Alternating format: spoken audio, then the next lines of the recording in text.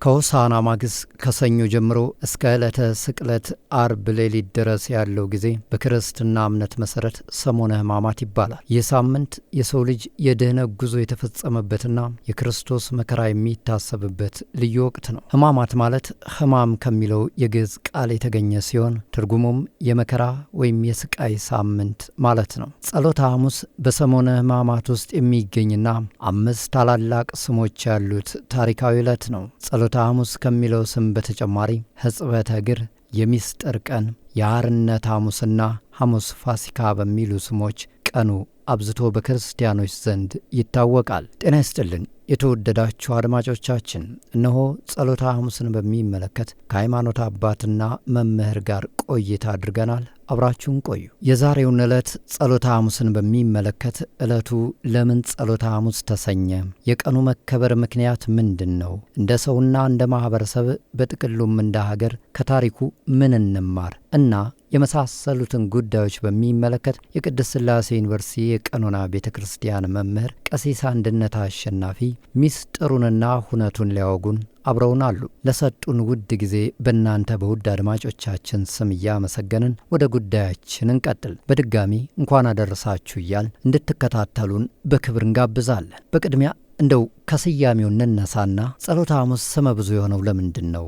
የስሞቹስ ሚስጥር ምንድናቸው ብለን ጀምር። በስመ አብ ወወልድ ወመንፈስ ቅዱስ አሐዱ አምላክ አሜን። የተወደዳችሁ የክርስቶስ ቤተሰቦች፣ እናታችን የቅድስት ድንግል ማርያም ወዳጆች፣ ይህ ጸሎተ ሐሙስ የሚባለው ቀን ብዙ መጠሪያዎች አሉት።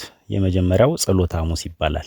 መድኃኒታችን ኢየሱስ ክርስቶስ በአይሁድ እጅ እስኪያዝ ድረስ በጌቴሴማኒ ጸሎት ያደረገበት ዕለት በመሆኑ እንዲሁም ህብስቱን አክብሮ ቀድሶ ባርኮ ለውጦ ጸሎት ያደረገበት በመሆኑ ጸሎተ ሐሙስ ይባላል። ሁለተኛው የሕጽበተ እግር ሐሙስ ይባላል። በአይሁድ ሕግ አይሁድ ብዙ ስራ ሊሰሩ ይችላሉ። እግር ማጠብ ግን አይፈቀድም። ምናልባት ቤተሰብ አባላት የሆኑ ሊያጥቡ ይችላሉ እንጂ አንድ አይሁዳዊ የሌሎቹን እግር እንዲያጥብ አይገደድም። ይህን የሚሰራው ከነሱ ውጭ የሆነ ነው። መድኃኒታችን ኢየሱስ ክርስቶስ ግን የደቀ መዛሙርቱን እግር ያጠበበት በመሆኑ የሕጽበተ እግር ሐሙስ ይባላል። ሶስተኛው የነጻነት ሐሙስ ይባላል። እስራኤል ከግብጽ ባርነት ነጻ የወጡበት በመሆኑ እኛም መድኃኒታችን ኢየሱስ ክርስቶስ ከኦሪት በነበረው ባርነት ነጻ ስላወጣን የነጻነት ሐሙስ ይባላል። አራተኛው የምስጢር ሐሙስ ይባላል። ከሰባቱ ምስጢራተ ቤተ ክርስቲያን አንዱ የሆነውን ምስጢረ ቁርባንን የመሰረተበት እንኩ ብሉ ስጋዬ ነው የደሜ ነው በመስቀል ላይ ነገ የሚቆረሰው ብሎ በመስጠቱ የምስጢር ሐሙስ ይባላል። አምስተኛው የትእዛዝ ሐሙስ ይባላል። የትእዛዝ ሐሙስ የሚባለው እግር አጥቦ እንዲሁ አድርጉ እናንተም እኔ ነገርኳችሁን በስራ ላይ አውሉት በማለቱ ማለት ነው። ቀጣዩ አምስተኛው የሐዲስ ኪዳን ሐሙስ ይባላል። በአልዓዛር ቤት ስጋውና ደሙን የሰጠበት በመሆኑ ይሄ መጠሪያ ያለው። በአጠቃላይ እንግዲህ ጸሎተ ሐሙስ ከአንድ በላይ የሆኑ ብዙ መጠሪያዎች ያሉት በመሆኑ እናከብረዋለን። እንግዲህ ይህ ዕለት ስርዓተ ቁርባንም የተመሰረተበት ነው በሚል ቤተክርስቲያን አብዝታ ታስተምራለች። ይህንን ትርጓሜ እንዴት ይገልጹታል? በዚህ ዕለት የተከናወነው ምስጢረ ቁርባን ለቤተክርስቲያን የሚሰጠው ትርጉም የመጀመሪያው ቤተክርስቲያን ካሏት 7 ምስጢራት መካከል ወይም 5ቱ አዕማደ ምስጢር መካከል አንዱ የሆነው ምስጢረ ቁርባን የተመሰረተበት ዕለት በመሆኑ፣ ሁለተኛ ከዚህ በኋላ የኦሪቱ መስዋዕት በአዲስ ኪዳን ቤተክርስቲያን አይሰዋም። በግ ላም የምናርደው የብሉይ ኪዳን መስዋዕት የለም። በአዲስ ኪዳን መስዋዕታችን ክርስቶስ በመሆኑ ስጋው ይቆረሳል፣ ደሙ ይፈሳል ማለት ነው። ስለዚህ የብሉይ ኪዳን የኦሪቱ መስዋዕት አልፎ የሐዲስ ኪዳን መስዋዕታችን ክርስቶስ መሆኑን ነው የሚያሳየው። ሶስተኛ ቤተክርስቲያን የተመሰረተችበት በመሆኑ ነው። መድኃኒታችን ኢየሱስ ክርስቶስ ቤተክርስቲያን ብለን የምንጠራው ስጋው የሚቆረስበት ደሙ የሚፈስበት ነው እንጂ እንደ ኦሪቱ በግ ላም የሚታረድበት ባለመሆኑ ይህ ዕለት ቤተክርስቲያን ከሚሰጠው ዋና ጉዳይ መካከል በደሙ የተመሰረተች መሆኑን ያሳየናል ማለት ነው። ጸሎተ ሐሙስ በትሕትና ሲገለጽ በብዛት እንደ ዋነኛ ማሳያ የሚነሳው የኢየሱስ ክርስቶስ የደቀ መዛሙርቱን እግር ዝቅ ብሎ ማጠቡ ነው። ዛሬ ላለው መሪም ሆነ ተመሪ እንዲህ አይነቱ ድርጊት ምን አይነት ትምህርት ያስተላልፋል ማለት ይቻላል? መድኃኒታችን ኢየሱስ ክርስቶስ እግር በማጠቡ ዛሬ ላለነው ምእመናንም ሆነ ካህናት፣ መሪዎችም ሆነ ተመሪዎች የሚያስተላልፈው መልእክት ብዙ ነው። የመጀመሪያው ትሕትና ነው። ትሕትና ማለት ራስን ዝቅ አድርጎ ለሌላው የሚያስፈልገውን በጎነት መግለጽ ማለት ነው። እንግዲህ በዛ ዘመን ካልሲና የእግር ሹራብ ባልነበረበት ዘመን በአዋራ የዋሉ የደቀ መዛሙርቱን እግር ማጠብ መድኃኒታችን ኢየሱስ ክርስቶስ ሰውን አለመናቁን ፈጣሪ ሲሆን ፍጡርን አምላክ ሲሆን ሰውን ዝቅ ብሎ እግር ማጠቡን ያሳያል። ሁለተኛው ንጽህናን የሚያሳየው እግርን ማጠብ የሰውነት ሁሉ አካላትን ማንጻት ነው። እንግዲህ ከዚህ በመነሳት ይሆናል እነዚህ እግር ማሳጅ የሚያደርጉ አካላት ከልብ ጋር ከጆሮ ጋር ከአይን ጋር ከሳምባ ጋር ከተለያዩ አካላት ጋር የሚኖረው ግንኙነት ጠለቅ ያለ ነው። ስለዚህ መንፈሳዊ እጥበት ማከናወን ለሰውነት አካላት የሚሰጠውን ፈውስ ያሳያል። በተጨማሪም እኔ መምህርና ጌታ ትሉኛላችሁ ዝቅ ብዬ እናንተ ነገር ካጠብኩ እናንተም ለሌላው እንዲያደርጉ ብሎ መሪነት ከላይ ተቀምጦ ማዘዝ ብቻ ሳይሆን ዝቅ ብሎ መስራት መሆኑንም ጭምር ያሳየናል። የደቀ መዛሙርቱ ነገር አጠበ ማለት ነው። ሌላው ይሁዳ ሊሸጥ ተስማምቶ ኢየሱስ ክርስቶስን እግሩን ሰጥ። ያን ያህል ጨካኝ ነበር። ኢየሱስ ክርስቶስ ግን እያወቀ እግሩን አጠበው። ስለዚህ አውቀን ነው በጎ ነገር ማድረግ የሚያስፈልገን።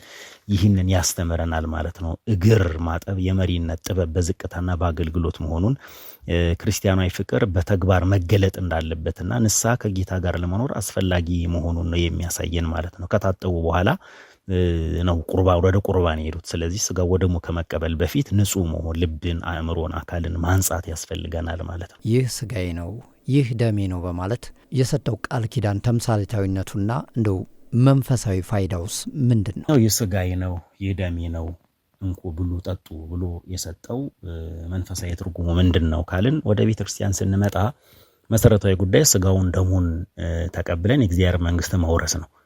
ይሄ ደግሞ በክርስቶስ ተሰጥቶናል ማለት። ስለዚህ የምንበላው የክርስቶስ ስጋና ደም የእግዚአብሔር መንግስት ያስወርሰናል ማለት ነው። በእምነት በእውቀት ሆነ ልንቀርብ ያስፈልገናል። ሳይገባንና ሳይገባን መቀበል የለብንም። እንኩ ብሉ ይሄ ስጋዬ ነው ብሎ ክርስቶስ ስለሰጠን በቤተክርስቲያን የምንበላው የክርስቶስ ስጋ የምንጠጣው የክርስቶስ ደም ነው። አንድ ሰው ቤተክርስቲያን መጥቶ ምን አድርገ መጣ ቢባል አዳራሽ ውስጥ ገብቼ የሚበላ ሰጡኝ በላው የሚጠጣ ሰጡኝ ጠጥቼ መጣው ማለት የለበትም። ቤተክርስቲያን ገብቼ ክርስቶስ ስጋ በልቼ ደሙን ጠጥቼ መጣው ነው የሚለው። ያም ደግሞ የእግዚአብሔር መንግስት ለማስወረስ ብቁ ነው። ስጋዬን የበላ ደሜን የጠጣ ብሎ ነው ኢየሱስ ክርስቶስ ያስተማረው ዮሐንስ ወንጌል ምዕራፍ 6 ከቁጥር 54 ጀምሮ የሚነግረን።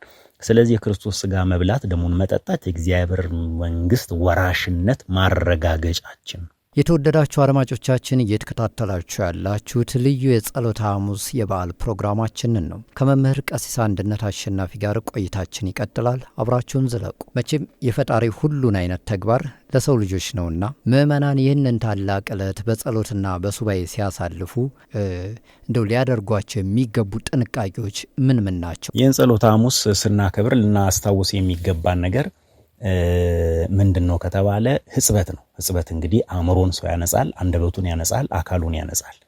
እግርን ብቻ አይደለም የምንሰጠው። ቅዱስ ጴጥሮስ እግሬን ብቻ ሳይሆን ሁሌ መናኝ ነጠበኛል። ስለዚህ እግራችን ታጥቦ ልባችን ባይታጠብ፣ እግራችን ታጥቦ አንደበታችን ባይታጠብ፣ እግራችን ታጥቦ አካላችን ባይታጠብ፣ እግራችን ታጥቦ አእምሮአችን ባይታጠብ ትርጉም አይኖርም። ስለዚህ እግራችን እንደታጠበ ልባችንም ንጹህ ሊሆን ያስፈልጋል። እግራችን እንደታጠበ የስሜት አካላቶቻችን ህዋሳቶቻችን ንጹህ መሆን አለበት። እግራችን እንደታጠበ አእምሮአችን ንጹህ መሆን ያስፈልጋል። እግራችን እንደታጠበ አንደበታችን ንጹህ መሆን ያስፈልጋል። ስለዚህ እግርን ለመታጠብ መስጠት ባሻገር ህይወትንም ለእግዚአብሔር እንዲያጥበን ንጹህ እንዲያደርገን መስጠት ያስፈልጋል።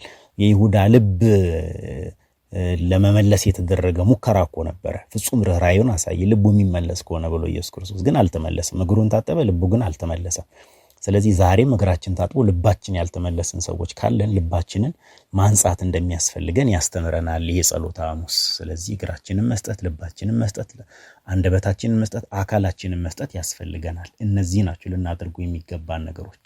ጸሎተ ሐሙስ ብዙ ጊዜ እንግዲህ እንደሚገለጸው መምህር የፍቅርና የትህትና መገለጫ እንደመሆኑ በቤተሰብና በማህበረሰብ መካከል ሰላም እንደመፍጠር እንዴት በምን ልክ እንደመነሻ ሊያገለግል ይችላል? ጸሎተ ሐሙስ በቤተሰብ በወላጅና በልጅ በአሰሪና ሰራተኛ በህብረተሰቡ መካከል በኃላፊዎችና በተመሪዎች መካከል ሰላምን ለመፍጠር እንደመነሻ ይሆናል። እንዴት ነው እንደመነሻ የሚሆነው? እሱ ክርስቶስ ኃላፊ ሲሆን እነሱ ተከታዮች ሲሆኑ፣ እርሱ ፈጣሪ ሲሆን እነሱ ፍጡራን ሲሆኑ፣ እሱ አምላክ ሲሆን እነሱ ሰዎች ሲሆኑ ይሄ የኔ ድርሻ ነው ብሎ ድርሻ ቢኖራቸውም ግን ራሱን ዝቅ ብሎ ለሌላው በጎ ነገር እንዲያደርጉ ምክንያት ሆኖ እሱ መነሻ ሆኖ አሳይቷቸዋል ማለት ነው። ስለዚህ እኛ እንዲህ ነን፣ እዚህ ቦታ ነን ያለነው፣ እዚህ ደረጃ ላይ ነን ያለነው በመባል ሳይሆን ሰላምን ለመፍጠር ምን ያህል ዝቅ ማለት እንዳለብን፣ መስዋዕትነት መክፈል እንዳለብን ይሄ የገሌ ድርሻ ነው ቢባልም ያንን ድርሻ ጭምር ሰላምን ለመፍጠር መስራት የምንችልበት አቅምና ሁኔታ መኖሩን ያሳየናል ማለት ነው። ሁለተኛው ይሁዳ እንደ ትላንት ተስማምቶ መጥቷል። እንደ ዛሬ እግሩን እየታጠበ ነው። እንደ ማታ ደግሞ አሳልፎ ሊሰጠው ቀጠሮ ይዟል። በዚህ አይነት ነገር ውስጥ ሁሉ መድኃኒታችን ኢየሱስ ክርስቶስ ትላንት እንዲህ ነበር፣ ካሁን እንዲህ ነህ፣ ማታ ደግሞ እንዲህ ታረጋለህ የሚል ነገር ሳይናገረው ግን በጎ አድርጓል። ለዚህ ነው መጽሐፍ ከበጎ ነገር ጋር ተባበሩ፣ ክፉን በበጎ አሸንፉ እንጂ በክፉ አትሸነፉ፣ ክፉንም በክፉ አታሸንፉ ይላል።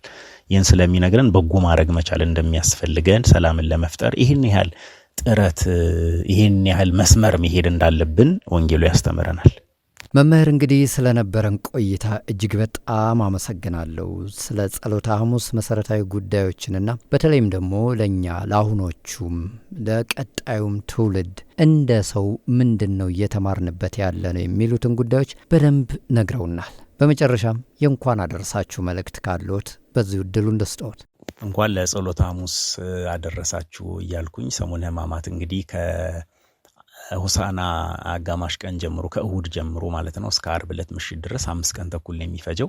በእያንዳንዱ ሰዓት የሚደረገው የጸሎት ምስጋና 6666 ጊዜ ነው እግዚኦታውን የምናደርሰው፣ ምህላውን የምናደርሰው ክርስቶስ የተገረፈበትን ለማስታወስ። ስለዚህ በጾም በጸሎት በመትጋት እግራችንን ብቻ ሳይሆን ልባችንን፣ አእምሯችንም ክፉ የቆሸሸ አካላችንን በማንጻት ለብርሃነ ትንሣኤው እንዲያደርሰን መልካሙን ሁሉ እመኛለሁኝ። ሰላም ሁኑ። መልካም ጊዜ። እሺ መምህር፣ እኛም ለሰጡን ጊዜው ከልብ እናመሰግናለን። የተወደዳችሁ አድማጮቻችን እንግዲህ ስትከታተሉ እንደቆያችሁ ጸሎተ ሐሙስ ለምን ይከበራል፣ እንዴት ይከበራል፣ ለሰው ልጆችስ ያለው አስተምህሮ ምን ይመስላል በሚሉትና ተያያዥ ጉዳዮች ዙሪያ ነበር ከቅድስት ሥላሴ ዩኒቨርሲቲ የቀኖና ቤተ ክርስቲያን መምህር ቀሲስ አንድነት አሸናፊ ጋር ቆይታ ያደረግነው። የዛሬውን አበቃን። መልካም በዓል ለሁላችሁም ተመኘን።